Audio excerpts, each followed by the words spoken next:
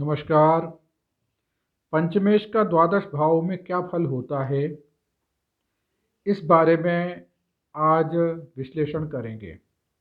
उसके पूर्व एक बात आप लोगों से कहना है कि यदि आप लोग देश में कहीं भी रहते हो और यदि हमसे जन्म कुंडली का विश्लेषण कराना चाहते हैं तो आप इस नंबर पर संपर्क कर सकते हैं। हमारा नंबर है 9451333820।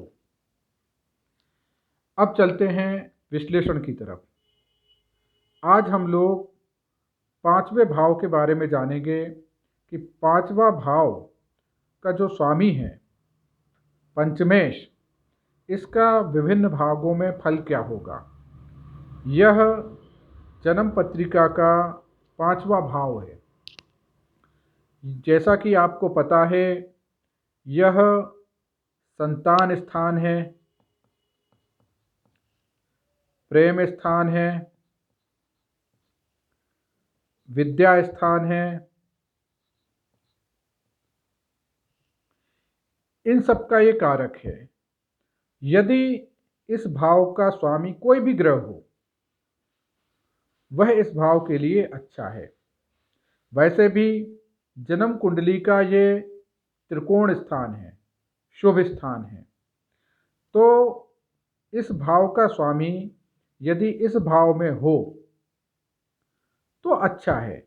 ऐसे में जातक को, जो यह लग का स्वामी जातक है, इसको संतान सुख मिलेगा। ऐसा व्यक्ति को संतान से प्रेम भी मिलेगा। ऐसा व्यक्ति अध्ययन और अध्यापन में रुचि लेगा।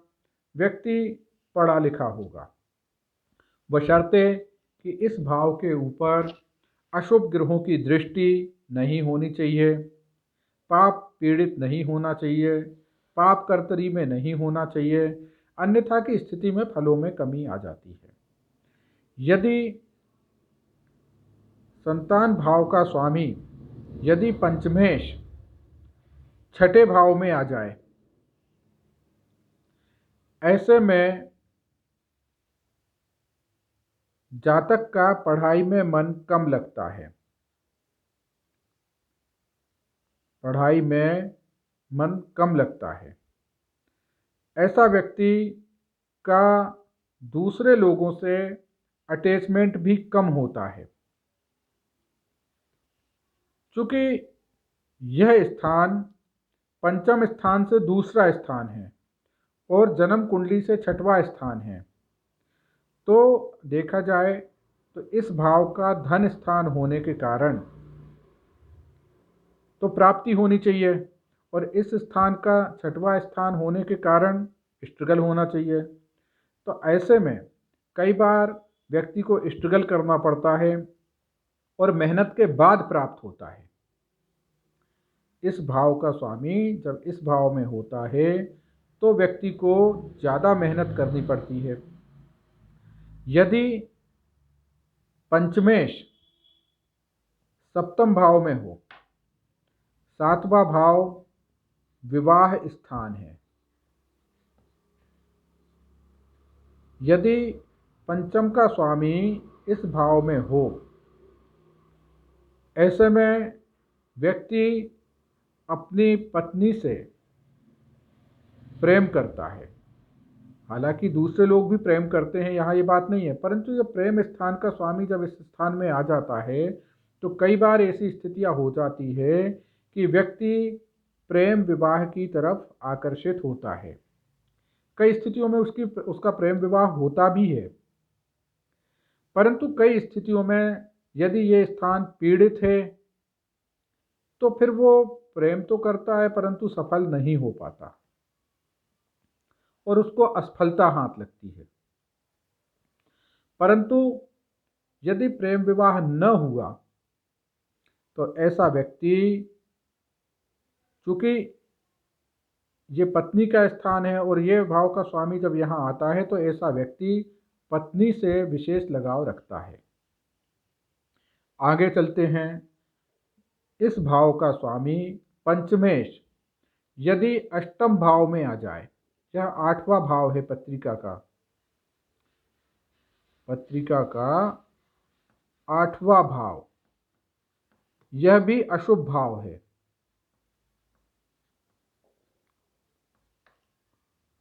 परंतु यह गुप्त विद्याओं का भी भाव है।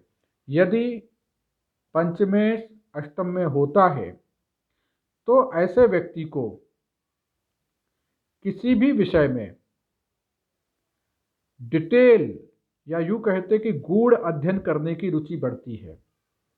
जब इस भाव का स्वामी, विद्या भाव का स्वामी अष्टम भाव में आ जाए तो ऐसा व्यक्ति किसी भी विषय पे शोध करने में माहिर होता है, विशेषज्ञ हो जाता है। और जो व्यक्ति विशेषज्ञ होगा तो सफल भी होता है। यदि पंचम भाव का स्वामी भाग्य भाव में आ जाए, ये नवम भाव, ये भाग्य स्थान है, तो व्यक्ति जो भी पढ़ाई करना चाहता है, चूंकि ये भी कुंडली का महत्वपूर्ण स्थान होता है, ये भाग्य भाव, ये धर्म कर्म का स्थान है। ऐसे में व्यक्ति को शिक्षा ग्रहण करने में भाग्य का साथ मिलता है, पिता का सहयोग मिलता है, और व्यक्ति जो पढ़ना चाहता है वो व्यक्ति पढ़ लेता है, भाग्य से पढ़ लेता है। यदि पंचमेश दशम भाव में आ जाए, दशम भाव, यह जन्म पत्रिका का कर्म भाव है। ऐसे में क्या होता है कि ऐसे में व्यक्ति ने जो पढ़ा हुआ है, जो सीखा हुआ है, जो विद्या जातक ने प्राप्त की है, उसी के अनुरूप उसको काम मिल जाता है। जब इस भाव का स्वामी दशम भाव में आता है तो उसको अपनी रुचि के अनुसार काम मिलता है। ऐसे में जातक प्रेम से काम करता है, उसको काम करने में आलस नहीं आता, बहुत मेहनत होकर काम करता है, और काम के प्रति उसकी एक विशेष, काम के प्रति कहना चाहिए उसका एक विशेष लगाव होता है। तो यहाँ आना पंचमेश का अच्छा है। यदि पंचमेश एकादश भाव में आ जाए, आय स्थान में, तो उसने जो पढ़ा हुआ है, जो सीखा हुआ है, उससे वो आय प्राप्ति करने के बारे में सोचता है। यहाँ पे दशम भाव में आया, कर्म किया उसने, और यहाँ पे आने के बाद में उसने जो विद्या सीखी है वो निष्फल नहीं जाती, उससे पैसा कमाने का प्रयत्न करता है। वो कमा पाता या नहीं कमा पाता, यह अन्य स्थितियों के ऊपर निर्भर है, परंतु उसकी सोच ऐसी होती है। यदि पंचम भाव का स्वामी 12वें भाव में हो, द्वादश भाव में, यह व्यय भाव है। ऐसे में जातक शिक्षा प्राप्त करने के लिए घर परिवार से दूर चला जाता। कई बार व्यक्ति विदेश में जाके भी शिक्षा ग्रहण करता है, या अन्य शहरों में, मतलब अपने घर से दूर जाके शिक्षा ग्रहण करता है, और ऐसा व्यक्ति शिक्षा के ऊपर बहुत खर्चा भी करता है। यदि लग्न में पंचम भाव का स्वामी लग्न में आ जाए तो ऐसा व्यक्ति अपने स्वयं का बड़ा ध्यान रखने वाला होता है, अपने आप से व्यक्ति को लगाव बहुत होता है। चूँकि यह त्रिकोण स्थान है, और त्रिकोण भाव का स्वामी जब लग्न त्रिकोण में आ जाए, ये लग्न स्थान है, यहाँ पे आ जाए, तो ऐसी स्थिति में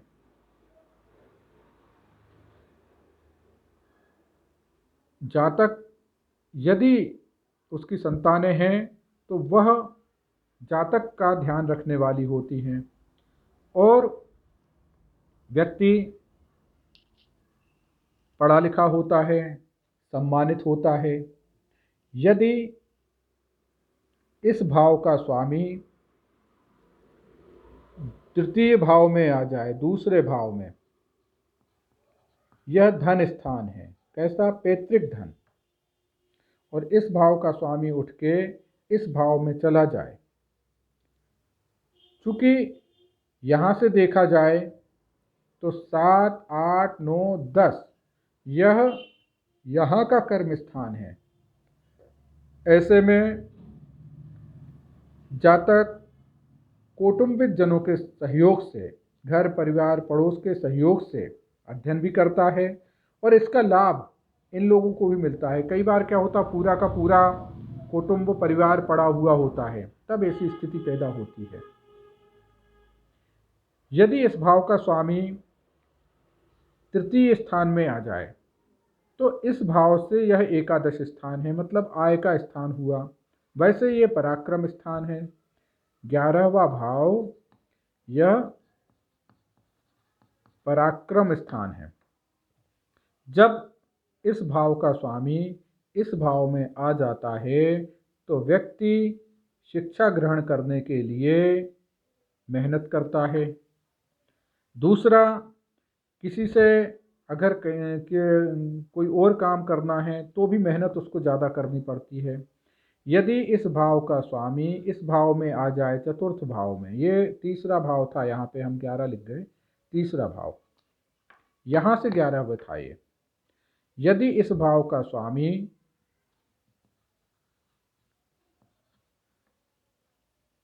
चतुर्थ भाव में आ जाए, ये चतुर्थ भाव है, और यह भाव सुख का भाव है। यदि अन्य स्थितियां खराब न हो, ये किसी भी भाव के लिए यह लागू होता है, क्योंकि जिस भाव में पंचमेश जा रहा है उस भाव को पीड़ित नहीं होना चाहिए। यदि इस भाव का स्वामी इस भाव में आ जाए, चतुर्थ भाव में, तो व्यक्ति को आत्मसंतोष प्राप्त होता है। उसको लगता है कि ठीक है, हमने जो पढ़ा अच्छी बात है। उसको, जो उसकी माता होती है वो समझदार होती है, पढ़ी लिखी होती है। तो यह था पंचमेश का द्वादश भावों में क्या फल होगा, इसका सामान्य विश्लेषण। नमस्कार।